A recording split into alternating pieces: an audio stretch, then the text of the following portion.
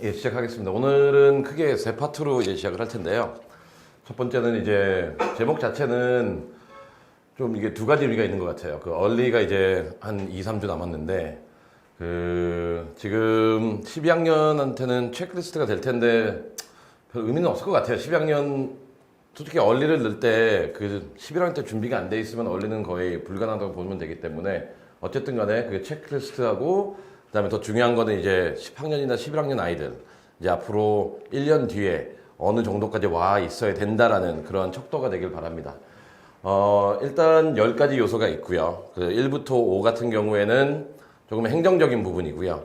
그 다음에 수치적인 부분, 그 다음에 뭐 계량할 수 있는 부분들이고요. 그 다음에 6부터 10 같은 경우에는 이제 얼리를 넣었을 때 내 원서가 어떠한 요소들을 갖고 있어야 되는지, 그리고 어떤 방향으로 이게 준비되어 있어야 되는지에 대해서 설명을 하겠습니다.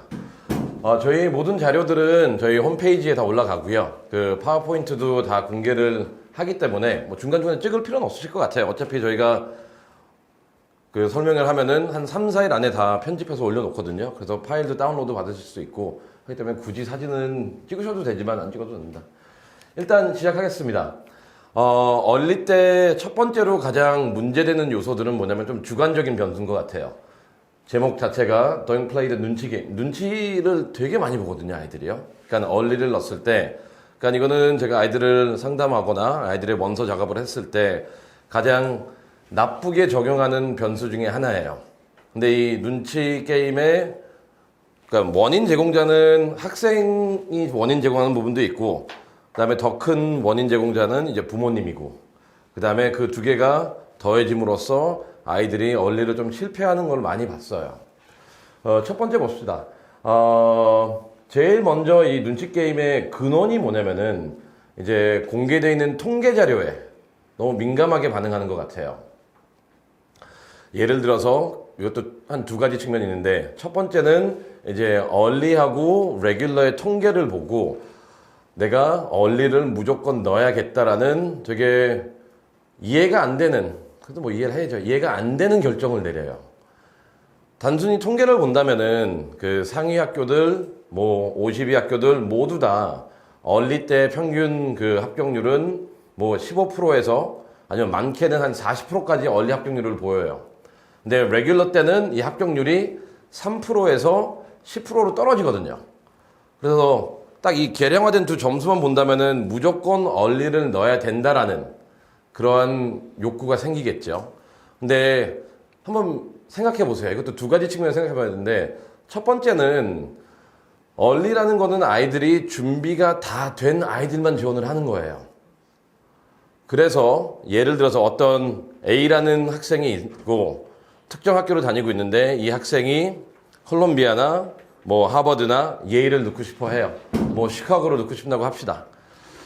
1차적으로 이 아이는 그렇게 판단을 할 거예요. 내가 학점은 좀 괜찮고 그 다음에 통계가 15%니까 당연히 나는 얼리에서 입학 확률이 레귤러에서 입학 확률보다 높겠다라는 결론에 도달할 겁니다. 근데 거기서 중요한 건 뭐냐면은 얼리 때 지원하는 이 통계는 먼저 1차적인 필터링이 끝나내거든요. 이 필터링인 건 뭐냐면은 벌써 학점이 의미가 없는 단계고요. 벌써 SAT, ACT, SAT2, AP가 의미 없는 단계예요. 결국 얼리에서 상위 학교를 넣는 애들은 좀 이따도 나오겠지만, 예를 들어서 내가 아이비리그를 지원하겠다. 그럼 모든 애들이 다 4.0 받았어요. 근데 저는 이제 학부모 상담을 보면은 우리 애가 뭐 A-average를 받았어요. 뭐 99% average를 받았어요. 그리고 되게 자랑을 해요. 그리고 그것 때문에 붙을 수 있다고 생각해요. 하지만 제가 봤을 때는 누구나 다, 또 이런 말 하면 안 돼. 제가 봤을 때는 누구나 다 열심히 하면은 99% 받을 수 있어요. 누구나 다 잘하면은 A 받을 수 있어요. 그냥 아이들이 아직 미성숙하기 때문에 안 하는 것 뿐이지, 하면 다 받을 수 있는 거거든요. 그렇기 때문에 내가 점수만 높다고 해서 얼리 지원하는 거는 되게 안 좋은 전략인 것 같아요. 그리고 이제 두 번째 요소는 뭐냐면은, 그래도 난 넣고 싶어요. 좋아요. 뭐 넣으라 그러세요. 뭐 나 안 넣으면 후회할 것 같다. 나 얼리를 위해서 목숨을 바쳤다라고 하는데, 목숨 바친 애는 없어요. 그 애들 그냥 목숨 바치는 건 없고요. 근데 중요한 건 뭐냐면은 얼리 때 결과가 있잖아요. accept, reject, defer인데 reject 되면 레귤러 때도 지원이 불가능하거든요. 그래서 첫 번째 이 통계에 의존하는 분들은 이 통계가 내포하고 있는 특히 레귤러하고 얼리의 통계가 의미하는 거를 좀 잘 구분했으면 좋겠어요.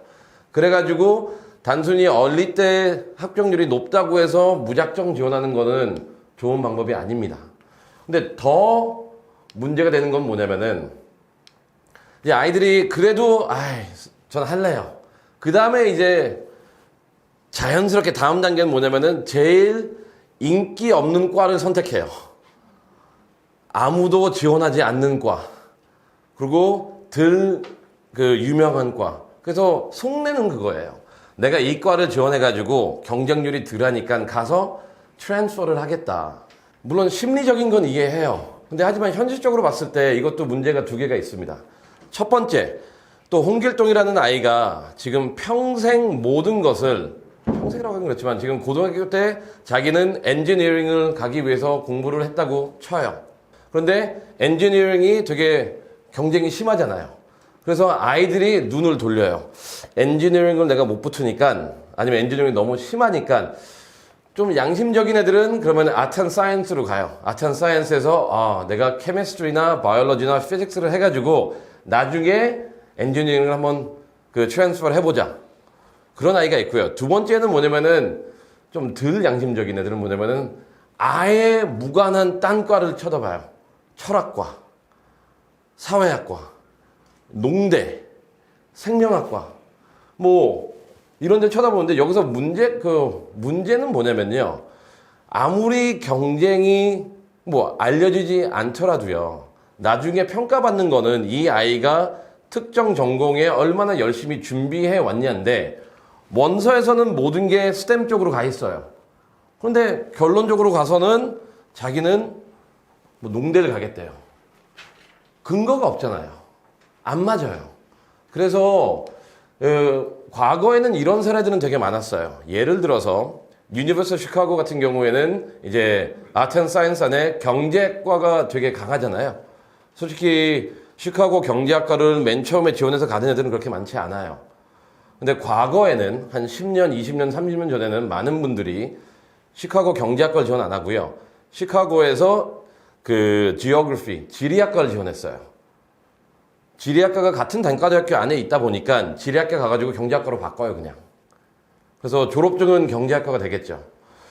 근데 요새는 그게 잘 안 되거든요. 그리고 이게 되게 심해졌기 때문에 수치적으로 덜 경쟁력이 있는 과를 지원하는 거는 어떻게 보면은 나 이 학교 안 가겠습니다랑 마찬가지예요. 그래서 억지로 그런 거를 엮으려고 하지 마세요. 그 다음에 두 번째, 여기서 또 문제가 되는 건 뭐냐면은 우리가 경쟁이 심하지 않은 과로 지원한다고 가정을 합시다. 예를 들어서 홍길동이라는 아이가 엔지니어링을 지원을 해야 되는데 얘가 아트 앤 사이언스 안에 있는 케미스트리를 지원을 했어요. 그리고 붙었어요. 근데 이제 문제가 발생해요. 왜냐면은 아트 앤 사이언스라는 단과대학교와 엔지니어링은 단과대학교는 다르거든요.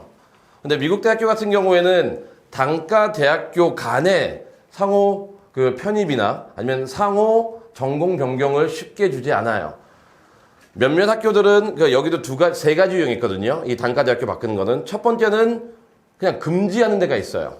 대표적인 사례는 이제 유펜이 되겠죠. 유펜은 다른 과가 들어갔을 때, 다른 단과대에 갔을 때 엔지니어링과 워튼 학교로 편입이 안 돼요.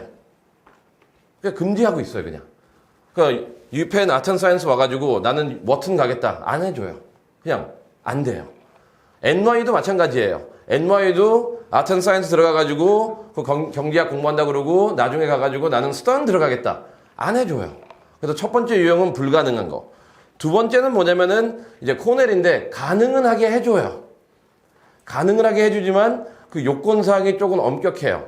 예를 들어서 1학년 때 올 A를 받거나 아니면은 1학년 때 본인이 가고 싶은 단과대학에 필요한 선행 과목들을 다 이수하거나 이런 걸 요구하기 때문에 학생들한테 엄청난 큰 부담을 주거든요. 그 다음에 세 번째 유형은 뭐냐면은 그냥 자유롭게 2중, 3중 전공해라. 이거 유니버스 미시건이에요. 미시건 같은 경우에는 애들이 졸업할 때 보면은 한 전공이 3, 4개 있어요. 그냥 쉽게 해주거든요. 그리고 한국 학생들의 특징이 뭐냐면은 되게 많이 보이는 게 미술을 해요. 그리고 미시건 아트스쿨을 들어가요. 그 다음에 2학년 때 미시건 로스로 바꿔요. 로스 비즈니스 스쿨은 되게 좋거든요. 그래서 뭐 세 번째 유형은 이렇게 돼 있는데, 이와 같이 우리가 경쟁력이 심하지 않은 과로 옮겼을 때, 과로 이렇게 진행을 했을 때는 첫 번째, 원서가 거기에 맞지 않다라는 단점이 있고요. 두 번째, 붙는다 하더라도 본인이 계획했던 다른 단과대학교로 옮길 수 있는지 여부는 학교에 따라서 다르기 때문에 좋은 계획은 아니에요. 그래서 이렇게 근데 제가 강조하고 싶은 거는 끝에 와가지고 이 눈치 게임에서 경쟁이 심하지 않은 학과. 근데 이걸 뭘로 보는지 모르겠어요. 솔직히 엔지니어링 가는 아이가 철학과 가는 아이보다 더 잘났나요? 아니에요. 철학 공부하는 애들 중에서 똑똑한 애들 엄청 많아요. 그렇기 때문에 본인의 입장에서 그냥 어느 과가 덜 사회적으로 중요하다고 판단되기 때문에 거기가 더 약할 거라고 하는 그런 생각은 어릴 때 좋은 방식이 아닙니다. 또 세 번째, 뭐냐면은 이제 저거예요. 아이들이 아니면 부모님들이 막 주변 사람들이랑 얘기를 해요. 근데 나보다 공부 잘하는 애가 나랑 똑같은 학교를 지원해요. 아니면 나랑보다 공부 잘하는 애가 나랑 똑같은 단과대학교를 지원해요. 그러면은 집에 와가지고 야, 우리 계획 바꾸자. 이 학교 안 되겠다. 아니면 우리 이 과 안 되겠다. 근데 물론 그것도 이해합니다. 하지만 나보다 공부 잘하는 애가 거기에 꼭 붙는다는 근거도 없고요. 그 다음에 나보다 공부 잘하는 애, 근데 이게 여기서 문제예요. 나보다 공부 잘하는 아이. 근데 아까 제가 서두에도 말씀드렸듯이 어릴 때는 공부 잘하는 건 아무 의미가 없어요. 왜냐면 애들이 다 점수가 좋기 때문에요. 그래서 이런 거 하지 마세요. 이런 식으로 주변에 있는 사람들과 비교하는 순간 앞서 말했던 두 번째 문제, 이 악순환에 빠지게 되거든요. 그래서 이러한 눈치 게임 보지 말고요. 맨 마지막에 1%도 아니죠. 저는 솔직히 요 수치 쓰면서 0.01%라고 쓰려고 그랬을 때는 많은 사람이 너무 싫어할 것 같아가지고 그냥 1%로 했습니다. 근데 이건 있어요. 끝에 가서 나 안 넣으면 후회할 것 같아요. 그런데 그것도 이해하지만요. 어른으로서 아니면은 17세, 18세 아이도 어른이에요. 근데 언제까지나 이런 애기 같은 생각을 하고 살 거예요. 그럼 얘한테 그냥 로또나 매일 사라 그러세요. 0.01%에 당첨되기 위해서 안 하면 나는 이거 절대 안 되겠다. 진짜 이해 안 돼요. 0.01%를 위해서 나는 이걸 무조건 넣어야겠다. 얘는 솔직히 너무나 이기적인 애고요. 너무나 입시를 너무 몰라요. 만약 본인이 준비가 안 돼 있다고 생각을 하면 그 카드를 왜 버려요? 12학년 때 더 준비해가지고 레귤러 때 듣는 게 맞지. 굳이 나의 고집을 부리겠다고 1%에 들어가는 거는 좋은 방법이 아닙니다. 어떻게 보면 제가 되게 부정적인 내용 4가지를 얘기했는데 지금 12학년 자녀를 둔 부모님이 있을 거고 다 경험했을 거예요. 이러한 유혹들이 있을 겁니다. 11학년, 10학년 자녀를 둔 부모님들은 에이 설마 내가 이럴 거라고 생각하는데 제가 장담하는데 이러실 거예요. 근데 이렇게 했을 동안 문제가 뭐냐면은 이러한 고민을 할 동안 아이들은 전공에 대해서 확실히 떨어지고 아이들이 방향성을 잃게 되고요. 여기서 더 중요한 건 뭐냐면은 여기 앉혀도 되고요. 예. 더 중요한 건 뭐냐면은 이렇게 됐을 때 특히 11학년 아이들 같은 경우에는 궁극적으로 내가 뭘 하고 싶어 하는지 모르는 아이가 나타나요. 그러면 또한 경쟁력이 떨어지겠죠. 그래서 이런 눈치 게임은 제가 심리학자가 아닌데 이런 눈치 게임이 어떻게 보면 되게 부정적인 요소로 작용을 해요.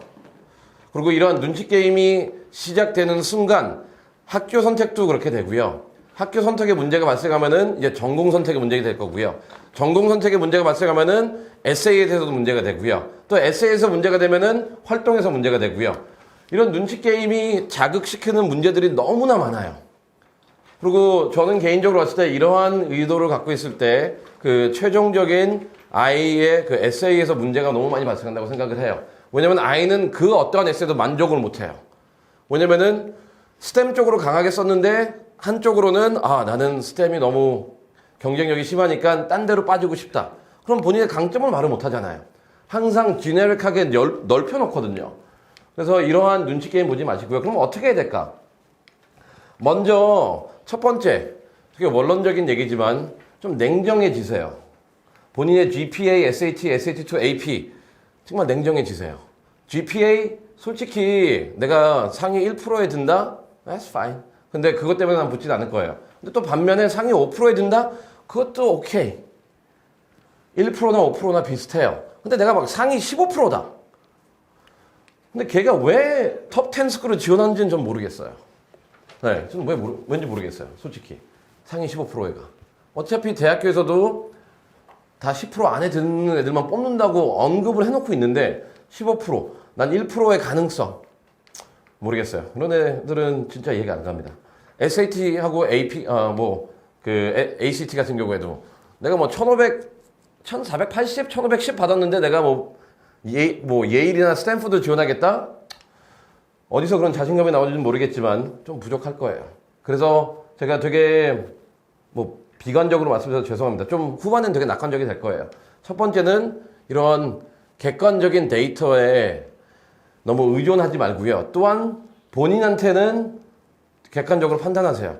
그리고 이게 어떤 문제가 생기냐면요. 외부에는 되게 엄격하고요. 그러니까 눈치 보겠죠. 자기 자신한테는 되게 너그러워요. 에이, 내가 뭐 3.7인데 오케이. 내가 뭐 97% 받고 있는데 이 정도면 되지 않을까? 되게 모순적인 생각을 갖고 있겠죠. 두 번째는 뭐냐면은 또 나의 단점을 보지 마세요. 완벽한 원서는 없어요. 근데 이러한 눈치를 보기 시작하는 근원은 뭐냐면은 내가 갖고 있는 장점을 보는 게 아니라 남이 갖고 있는 장점을 보게 돼요. 나 얘보다 뭐가 없는데. 나 얘보다 뭐가 부족하는데.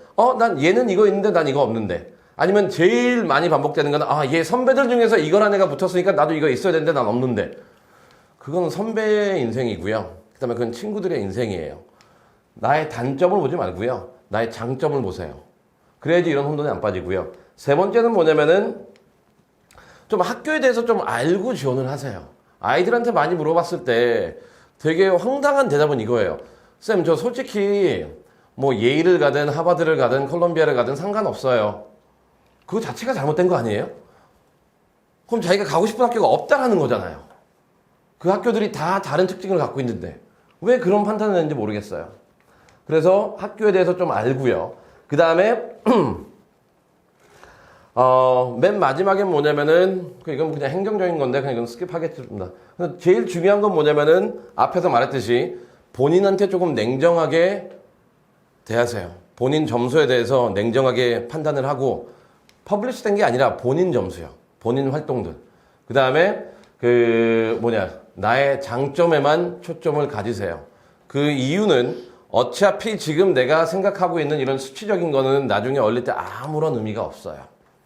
오히려 내가 갖고 있는 그 한계가 무엇인지, 내가 갖고 있는 그 두 개가 무엇인지, 아니면 내가 갖고 있는 남들과의 차이점이 무엇인지가 원서의 합격 여부를 결정하는 거기 때문에 남이 갖고 있는 거를 다 갖고 있는 백화점이 되려고 하지 말고요. 그냥 부틱 스토어 같은 걸 하나 대세요. 남이 갖고 있는 게 없어도 나의 강점이 하나 있는. 어떻게 보면 첫 번째, 이 눈치 게임을 안 보는 게 제일 중요하고요. 저희도 지금 작업하는 학생들도 그렇고 매년 작업하는 아이들 중에서 잘된 애들은 눈치 게임 안 봐요. 처음부터 자기가 원하는 학교가 있어요. 그리고 처음부터 그 학교에 대한 확신이 있고요. 처음부터 자기 자신에 대한 확신이 있어요. 이게 거만하다는 게 아니고요. 그냥 이 학교 아니면 안 된다는 의지를 보이고 끝에 가서 이런 눈치 게임을 안 보는 애들이 궁극적으로는 원서가 되게 강하게 나오더라고요. 그래서 이런 부분 좀 주의해 주시고요. 그래서 12학년 아이들은 지금 이제 얼리가 얼마 안 남았잖아요. 한 2, 3주 남았는데 지금도 고민하고 있다면은 고민하지 마세요. 그냥 본인의 장점에 집중해가지고 원서를 마무리하는 게 맞고요. 본인이 이 장점이 발견된다면은 나에 맞는 학교와 나에 맞는 과가 나올 거예요. 그쪽으로 가세요.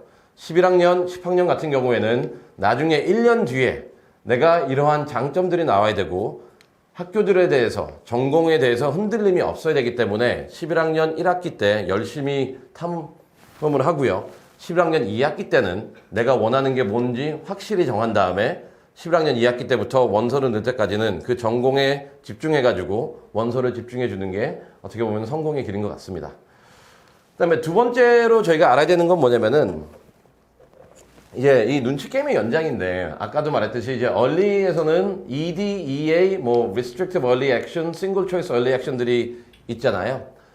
근데 여기서 알아야 되는 거는 우리가 ED하고 EA를 지원할 때와 그 다음에 그 Restrictive Early Action과 Single Choice Early Action 이 조합을 어떻게 할 수 있는지가 되게 중요한 관건이거든요. 다들 알다시피 ED 같은 경우에는 한 군데밖에 지원을 못하죠. 그리고 한 군데 지원했을 때는 거길 무조건 가야 돼요.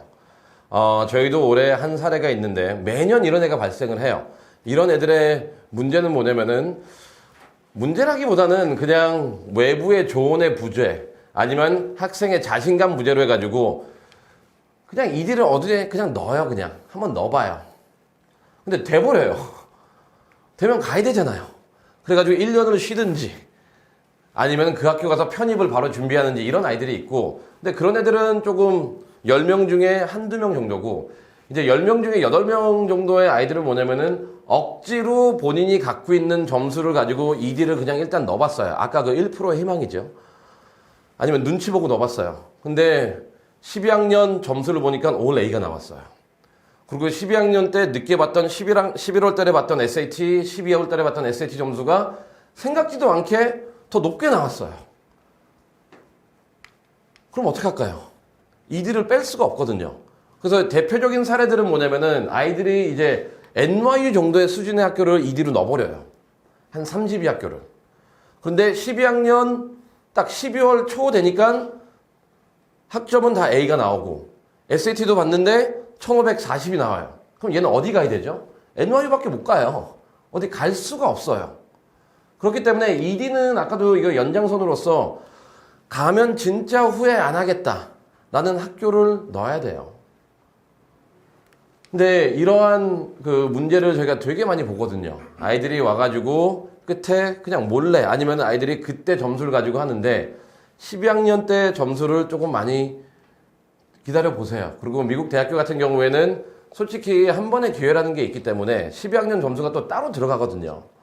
그렇더라면은 내가 11학년 때까지 좀 잘 못했더라면은 그런 애가 왜 ED는 했는지 모르겠지만 12학년 때 정신을 차려가지고 아니면은 객관적인 수치가 더 높아지고 하면은 레귤러 때는 12학년 점수를 가장 중요시 봐요.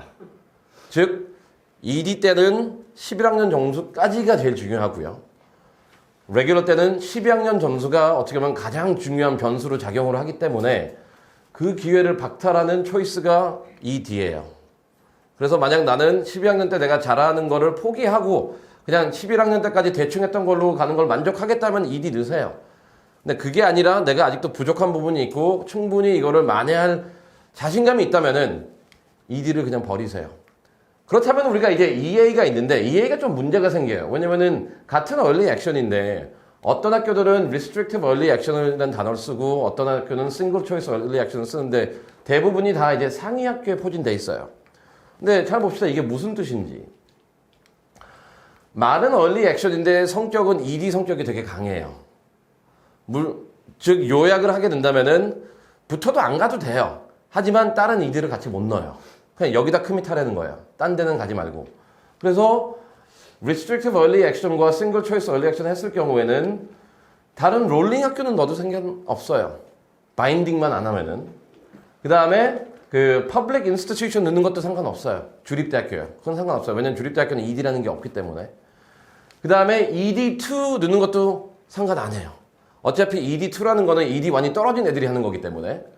그 다음에 세 번째, 미국 영토 외에 있는 학교에 지원하는 것도 상관없어요.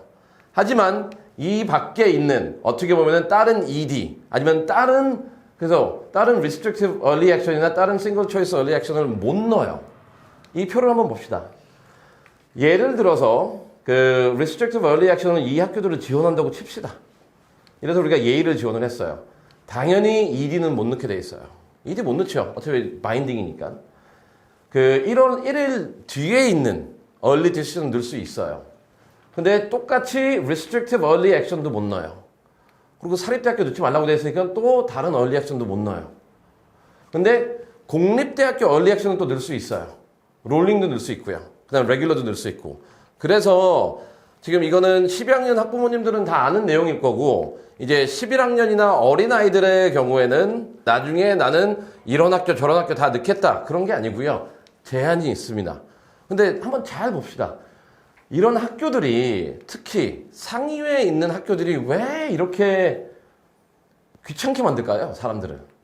그게 되게 중요한, 어떻게 보면은 되게 복잡하구나 이게 아니라 우리가 알아야 되는 건 뭐냐면은 이게 뭐 30위 밖에 있는 학교들은 이렇게 복잡하게 돼 있지도 않아요.